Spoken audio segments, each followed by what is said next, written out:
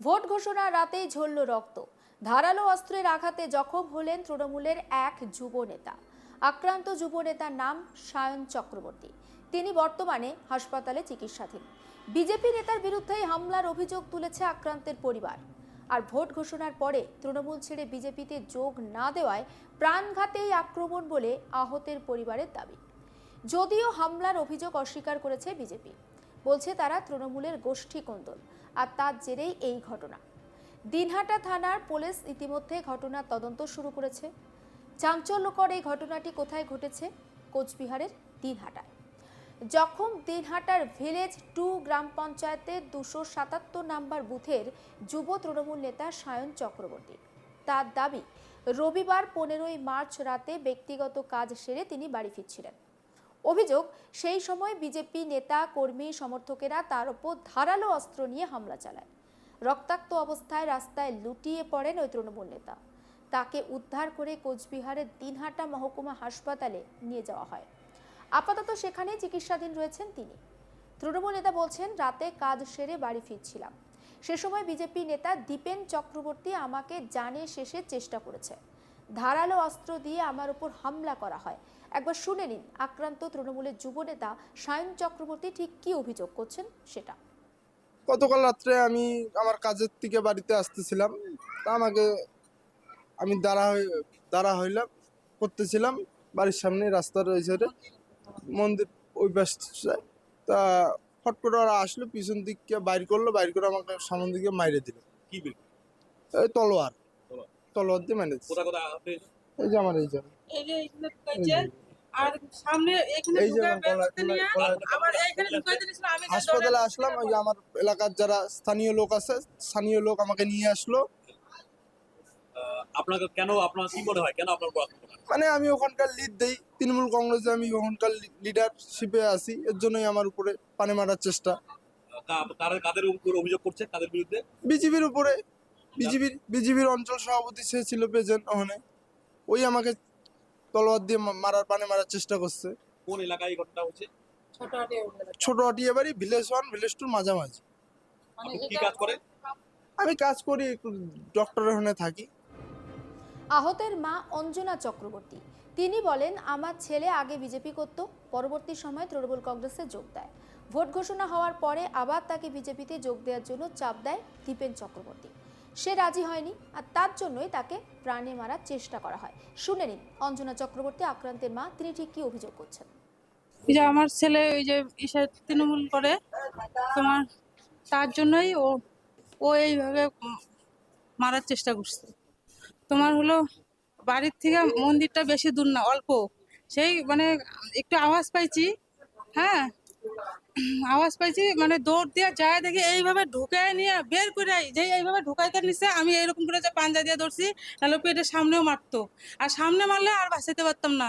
আর যেগুলা লোক ছিল সেগুলা তো সবাই প্রাণের ভয় আছে না, ওরা তো কেউ তলোয়ারের সামনে জানে। আর আমি তো মা, যে আমার পিঠে লাগুক, আমি ছেলেটাকে বাঁচাই। একবারে ওকে জানে মারা ফেলতে নিছে। আমার একটাই ছেলে, একমাত্র ছেলে, এই যে দীপেন চক্রবর্তী। কি কারণ মনে হয় আপনার? কারণ ওই যে তৃণমূল করে, দেখা তৃণমূল করে। ওকে ও ছোটবেলা থেকে, স্কুল লাইফ থেকে ওকে, ও যখন একদম ছোট ছিল তখন ও বিজেপি করছে, বিজেপিকে ওকে ব্যবহার করছে, কইরা ওকে 4-5 বছর বিজেপি করাইছে। করানোর পরে ও কিন্তু বিজেপি করছে, কলেজ অব্দি পড়তে পারে নাই। হ্যাঁ, তারপরে কি করছে, ও যখন তৃণমূলে ঢুকছে তারপরে থেকে ওকে মিথ্যা অনেক কেস দিছে। আর ও খালি চেষ্টা করে তৃণমূলে বিজেপিতে আবার ঢোকার জন্য, ও তো ঢোকে না। তার জন্য ওকে একবারে প্রাণে মারিয়ে দেওয়ার চেষ্টা করছে। তাহলে কিন্তু ভোট ঘোষণা হয়েছে। হ্যাঁ, ভোট ঘোষণা হয়েছে, ওকে ওই জন্য মারিয়ে দেওয়ার চেষ্টা করছে। ঘটনা কি ওইটা আপনার বাড়ির সামনে হয়েছে? হ্যাঁ, আমার বাড়ির সামনেই, মানে ছোট আটিয়া বাড়ি, আর ওই যে ভাগ্নি ওর এলাকাটা পাশাপাশি। এই যে এটা আমাদের বাড়ি, এটা মন্দির, মানে পাশাপাশি, বেশি দূর না। যারা আক্রমণ করেছে চিনেন? হ্যাঁ চিনি, দীপেন চক্রবর্তী। ওনারা কি কোন দল করে? বিষয় তিনি বিজেপি করে। কোচবিহার জেলা বিজেপির সহ সভাপতি বিরাজ বসু তিনি বলছেন, এই ঘটনার সঙ্গে বিজেপির কেউ জড়িত নয়। দিনহাটাতে মন্ত্রী উদয়ন গুহ, তার রাজত্ব চলে। প্রকাশ্যে দলীয় কর্মসূচি বের করতেই যেখানে আমাদের কর্মীরা ভয় পায়, সেখানে এই রকম ঘটনা ঘটতেই পারে না। বরং তৃণমূলের নিজেদের গোষ্ঠী কোন্দলের জেরে এই ঘটনা ঘটেছে। একবার শুনুন বিজেপি নেতা বিরাজ বসুর বক্তব্য। সম্পূর্ণ ভিত্তিহীন অভিযোগ। দিনহাটায় ভারতীয় জনতা পার্টির কোনো কার্যক্রম বিজেপির কোনো কার্যকর্তা করতে পারবে না। করলেই তাদের বাড়িঘর ভাঙচুর হবে, লুট হবে, মিথ্যা কেসে তাকে ফাঁসি দেওয়া হবে। এই রকম অবস্থায় তৃণমূলের যুবনেতা ছুরিকাঘাত হয়েছে, সেটা কিনা বিজেপি করেছে। ভিত্তিহীন অভিযোগ।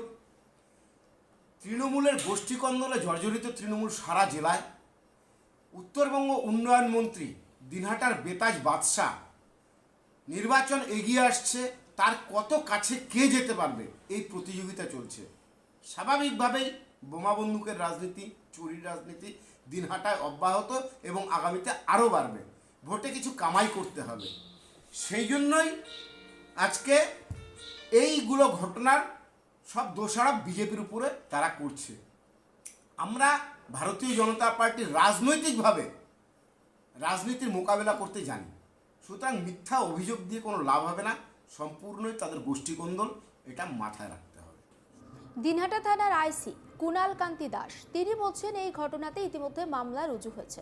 দীপেন চক্রবর্তী সহ একাধিক জনের বিরুদ্ধে মামলা হয়েছে। ঘটনা তদন্ত শুরু হয়েছে। যদিও পুলিশ সূত্রে দাবি করা হয়েছে ছুরিকাহত হওয়ার সঙ্গে রাজনীতির কোনো সম্পর্ক নেই। দুই বন্ধু রাতের বেলা গল্প করছিল, আর তখনই এই ঘটনাটা ঘটে। স্বাভাবিকভাবেই একটা রাজনৈতিক চাপানোতরও শুরু হয়েছে কোচবিহারের দিনহাটাতে এই ঘটনাকে কেন্দ্র করে।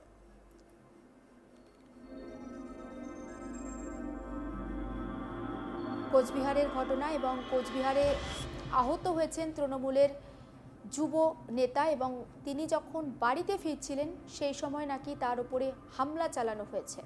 বিজেপির বিরুদ্ধে অভিযোগ, বিজেপি নেতা দীপেন চক্রবর্তী হামলা করেছে বলে অভিযোগ করেছেন তৃণমূলের যুব নেতা। বর্তমানে তিনি হাসপাতালে চিকিৎসাধীন অবস্থায় রয়েছেন। আক্রান্ত তৃণমূল নেতার মা তিনিও কিন্তু একই অভিযোগ করেছেন এবং তিনি বলছেন যে তার ছেলে প্রথমে বিজেপি করত, তারপর বিজেপি ছেড়ে দিয়েছে, সে তৃণমূল কংগ্রেসে যোগদান করে, কিন্তু ভোট ঘোষণা হওয়ার পর আবারও বিজেপিতে যোগ দেওয়ার জন্য তাকে জোর দেওয়া হচ্ছিল। আরও একবার শোনাবো আপনাদের আহত ওই তৃণমূল যুবনেতা সায়ন চক্রবর্তী ঠিক কী জানাচ্ছেন। গতকাল রাত্রে আমি আমার কাজের থেকে বাড়িতে আসতেছিলাম, তা আমি দাঁড়া হইলাম করতেছিলাম বাড়ির সামনে, রাস্তা রয়েছে মন্দির ওই পাশে। তা ফট করে ওরা আসলো, পিছন দিকে বাইর করে আমাকে সামনের দিকে মাইরে দিল। কি বিল? এই তলোয়ার দিয়ে মেরে দিচ্ছে। কোথায় কোথায় আপনি?